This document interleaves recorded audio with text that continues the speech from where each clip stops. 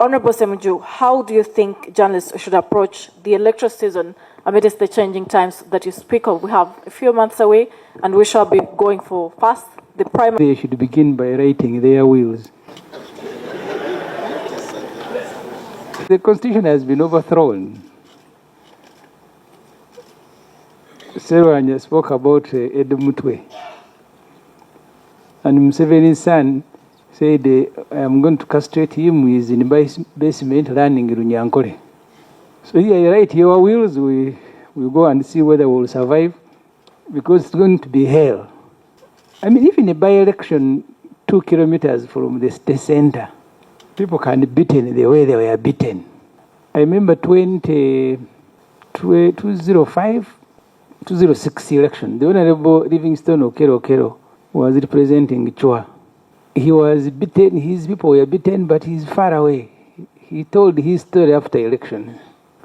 So really where we are now, I think we all prepare for the worst, because it will happen. Charity was speaking about journalists being taken to UCC. But the one who ordered was Mohoz. He said they should go there and they teach them. And all of you are afraid. You will scatter around. There are very few journalists who won't even write about Mohoz and what he does. But he's taken over control of the country. I mean, his father is officially 80. And I'm saying officially because he said he doesn't know when he was born. One of the daughters assigned him a date in September to celebrate a birthday. And he does celebrate, by the way. A date assigned to him by one of the daughters. So really, when you see bigger NRM people trekking to Saleh, others to the sun, I don't know where our boa goes, maybe to one of the daughters.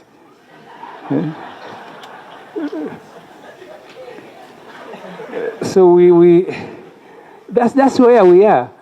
That is our situation, unfortunately. That's where we are. A lot of pretense by everybody.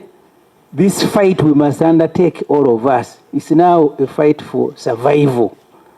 You will be beaten because in Kawempe I was told what they wanted. I mean, similar like what happened in Parliament.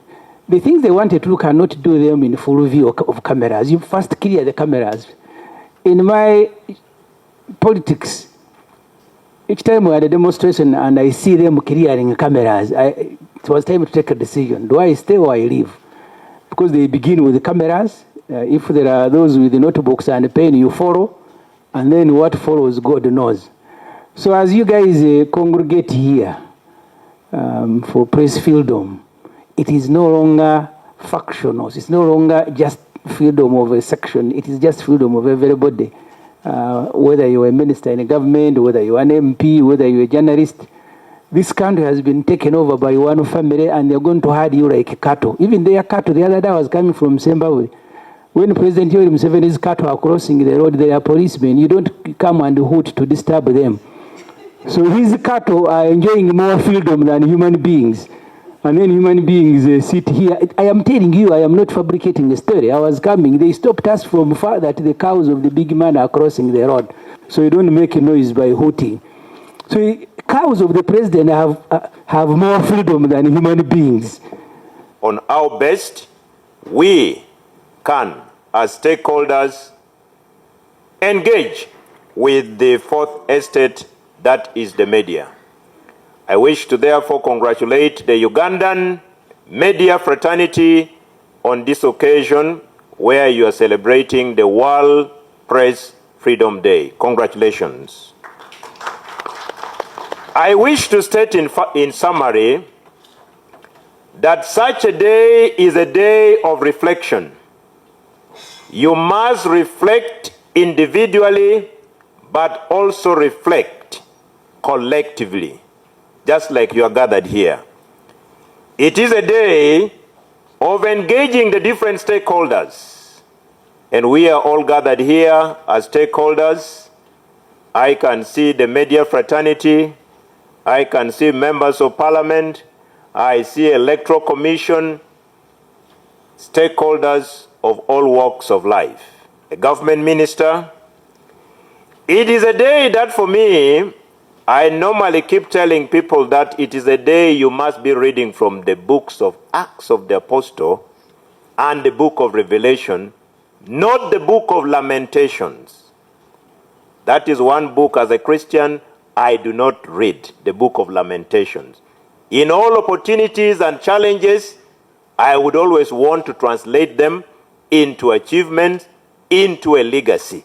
And therefore, I normally read either from the Acts of the Apostle, that will indicate action, or from the book of Revelation, what are you revealing in terms of the way forward, of the challenges we face, of the opportunities we have, of the way forward. And it is a day we also celebrate the milestones we have made and the journey. One of our former presidents is quoted to have said, there is freedom of speech, but I cannot guarantee freedom after speech. And I believe if he was still the one superintending over the country by the time I entered, and I found my good brother, the Honorable Semuju, on the floor, I do not know whether his right after speech would be guaranteed.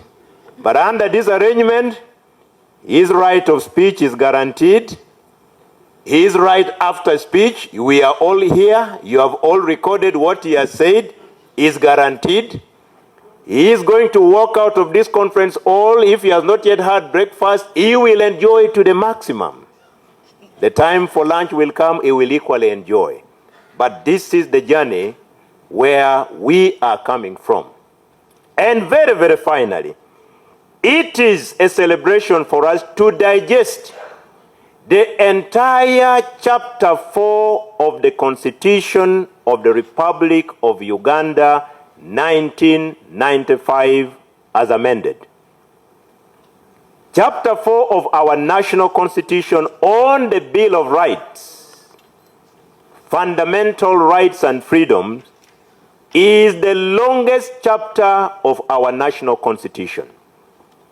I do not know whether being the longest chapter, it is also taking us time as Ugandans. It is taking us a long time to digest it. But each and everything we are talking about is well captured in that chapter of our national constitution. So I presume that such a meeting, such a celebration must be able to digest chapter 4 on the Bill of Rights. You see where we have done well, where we have not done well, and collectively come up with your way forward. I believe that even Honorable Semuju or myself, who are present in this assembly and are members of parliament, can be able to forward the resolution of this day on the floor of parliament, including to government, in order for us to do an audit of where we are coming from, of freedom of speech, but no guarantee for freedom after speech, to the time where we have the longest chapter in our national constitution, guaranteeing in principle your fundamental rights and freedoms and my fundamental rights and freedoms. They are guaranteed in principle under the law. Implementation can be a discussion for another day, but under the law, it is guaranteed. Friends, ladies and gentlemen, a story is told of a man who had a bird in his hand, and he posed the question to a congregation like yours, that is this bird alive or dead? If I pose this question, the answer will really vary, or the answers will vary.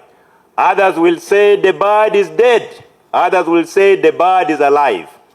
But one member of the congregation stated that, man, look here. The life of that bird is in your hand. You can decide to squeeze it and it will die. You can decide to release it and it will fly.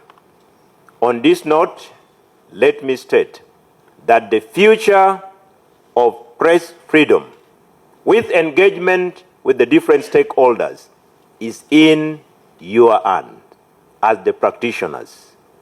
You can either choose to squeeze it and you will kill it. You can squeeze to release it and it will flourish. With these words, I declare this engagement of the World Press Freedom Day officially open for God and my country. A classic example of the bad being in our hands. I would love to say, Honorable Hamson Obo, I think the bad has been shifted in your hands. And I feel like you're suffocating it to die. And I'm looking forward to a day that you will let that bad fly. And let me give my argument. Yeah. And Honorable Bua, I think that if you keep suffocating this bad, we will slide into a nation in silence. And this is why. Let's break it down here. When the media, which is supposed to truly reflect what society is, usually they call it a mirror. This is what society is. But because you're suffocating this bad, this mirror is increasingly getting crushed and representing a distorted image of the community that we live in. And I feel like the most recent elections that we had in Kawempe, where you saw yourself, journalists being beaten by men in uniform in your government, commandeered by the chief military people, targeting journalists who are wearing the word called press with a microphone and cameras, and they are beaten, some of them battered, and some of them broken. You're squeezing a life out of them. You're talking about Abubakar Lwa of the Daily Monitor. You're talking about the Spark TV journalist who was beaten. I don't know if the top TV reporter journalist who almost lost his eye can bear what you're saying. I don't know what you can explain to Irene Abalo, who has gone through multiple surgeries and lost her ability to go and report on the field. I don't know what you tell Ashraf Kaside, who was, we all saw the bad pictures and he's still undergoing surgery up to now. Your government is squeezing this bad. You are beating up journalists and sending a strong message, especially as we head to elections. This is why you are squeezing life out of this bad. Honorable Hamson Obual, many of the media houses here depend on government advertising, and because they're the main advertisers. Let me bring in the political theory here. And what has largely caused what we call self-censorship.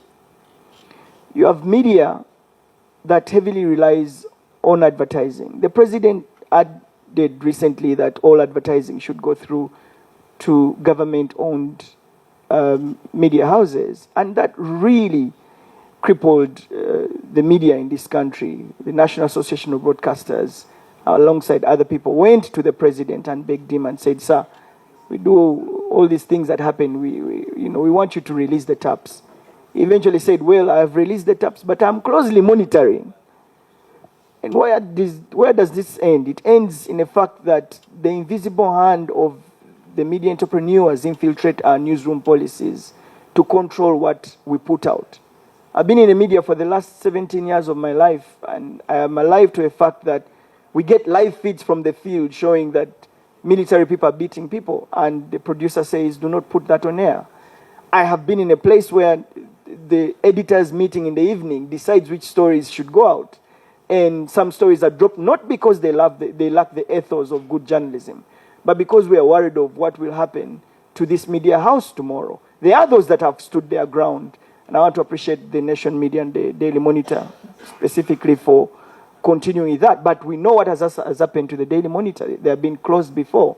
So when you have us having self-censorship, which in my view is one of the biggest threat to press freedom in this country, because of the fear of the unknown. What could happen if we put out this? There are people in this room even who are worried to call people out as journalists. We woke up to a disturbing tweet about Eddie Mutwe. How many of us have actually talked about it?